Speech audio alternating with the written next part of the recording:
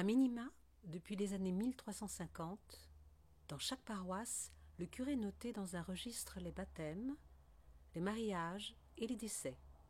Ces écritures permettaient d'attester la qualité de chrétiens des personnes mentionnées, ainsi que leur âge et leur état, célibataires, mariés avec ou veufs d'eux.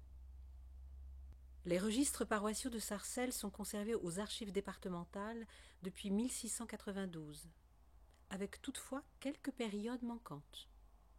Certaines années, l'activité ou le métier de chacun est noté, essentiellement pour les hommes, la femme restant l'auxiliaire du mari. Vers 1700, à la ville comme à la campagne, il fallait de l'argent pour s'établir en couple. Aussi, au village, l'âge du mariage était presque toujours supérieur à 25 ans pour les filles et à 27 ans pour les garçons.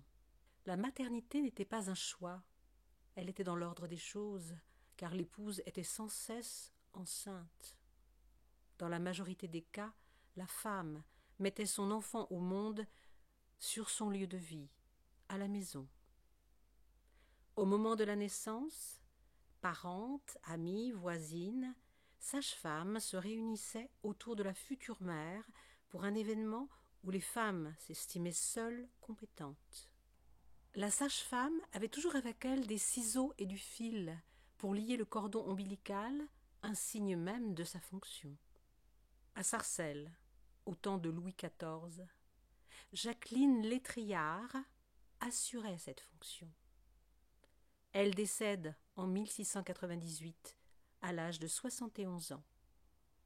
La sage-femme aussi, appelée matrone, était souvent une femme âgée. En cas de complications, c'est après un travail interminable et sans espoir qu'on appelait le chirurgien pour qu'il délivre la mère et tente de la sauver.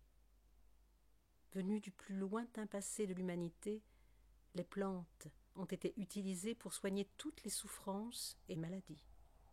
Au Moyen Âge et encore au XVIIIe siècle, la préparation et la délivrance des remèdes étaient réservées aux apothicaires qui deviendront les pharmaciens, tandis que les herboristes ne pouvaient récolter et vendre que des plantes locales. Les plantes exotiques étaient vendues par les épiciers, poivre, café, vanille, cannelle, etc. Lors des accouchements, on utilisait les plantes émollientes, guimauve, violette, pariétaire, lilas, peuplier noir.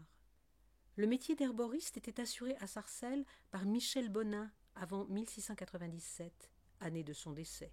Il était l'époux de la sage-femme Jacqueline Létriard. Les chirurgiens n'étaient pas médecins. En pratique, la grande chirurgie opérait sur les champs de bataille et la petite chirurgie réduisait les fractures, posait des ventousses, pratiquait les saignées, pansait les plaies et les blessures, intervenait dans les accouchements qui se passaient mal.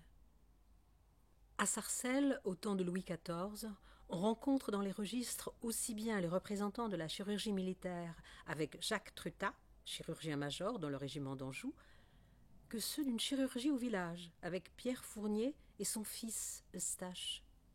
Les sages-femmes sont mentionnées dans les registres paroissiaux pour un geste lié au sacré dans le rituel catholique. Lorsque la survie du nouveau-né semblait problématique, la sage-femme l'ondoyait à la maison. Elle versait un peu d'eau propre sur la tête de l'enfant en prononçant la même formule sacrée que le prêtre et faisait ensuite une déclaration au curé de la paroisse. La mortalité des nouveau-nés était particulièrement forte à la naissance et dans les jours qui suivaient celle-ci. Les bébés restaient fragiles jusqu'à leur 3e mois. En fait, les enfants couraient des risques importants au cours de leurs 3 premières années. On considère que 3 enfants sur 10 nés vivants décédaient avant la fin de leur première année, et une mère sur 10 mourait des suites de ses couches. L'angoisse des parents de voir leur bébé mourir sans baptême était tellement forte que les enfants étaient baptisés dans les 3 jours après leur naissance. Vers le XIIIe siècle, la généralisation du baptême précoce va modifier le rite par la présence d'adultes s'engageant au nom de l'enfant, le parrain et la marraine. La parenté spirituelle devint essentielle. Encore affaiblie, la mère ne participait pas à la cérémonie. On sollicitait des personnes haut placées pour assurer une protection à l'enfant devenu grand. C'était le cas des domestiques. Par exemple, Nicolas, né de ce jour de légitime mariage de Jean Thomas, concierge du château de Sarcelles, et de Françoise-Élisabeth Pathé, son parrain, maître Nicolas Fausse, procureur général et fiscal du marquisat de Sarcelles.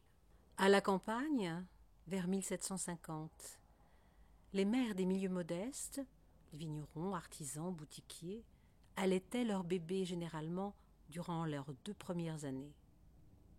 À la ville, les mères des milieux aisés envoyaient leurs nouveau-nés à la campagne, chez des nourrices qui se chargeaient d'alimenter ces enfants en même temps que leurs bébés. Cette pratique existait encore au début du XXe siècle. Les nourrices sarcelloises du XVIIIe apparaissent dans les registres paroissiaux au moment de l'inhumation des enfants qui leur avaient été confiés. Les dépouilles enfantines étaient accompagnées au cimetière par le chef de famille. Par exemple, fils de M.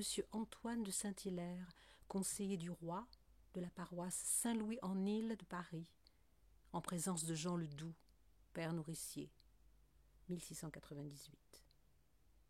Les conditions de la venue de ces nourrissons à Sarcelles ou de leur circulation sur les grands chemins n'apparaissent généralement qu'au filtre de leur malheureuse disparition prématurée.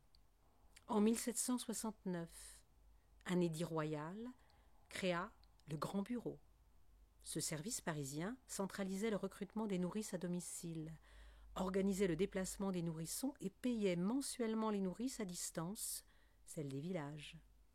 Cette organisation de la société mettait sur les routes de nombreux nourrissons, pour la plupart âgés de quelques jours.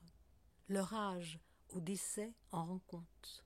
Par exemple, Charles Éloi, décédé hier, âgé de 15 jours, fils d'Éloi Mathieu Petit, maître faiseur de cordes à raquettes, demeurant à Paris, rue Verbois, lequel enfant était en nourrice chez Antoine de Neu. Une nourrice de Mareil transporte vers Paris la petite Adélaïde, âgée de 3 jours, qui meurt dans l'auberge de Madame Cellier, à Sarcelles. Vers 1850, le taux de mortalité en maternité a été réduit de façon spectaculaire lorsque les médecins ont accepté de se laver les mains avant d'assister les femmes dans leur accouchement. Quelques caractéristiques rencontrées au XVIIIe siècle perdurent au milieu du XXe siècle. L'accouchement à la maison, l'entraide féminine de voisinage, une faible médicalisation, une confiance obligée dans la nature.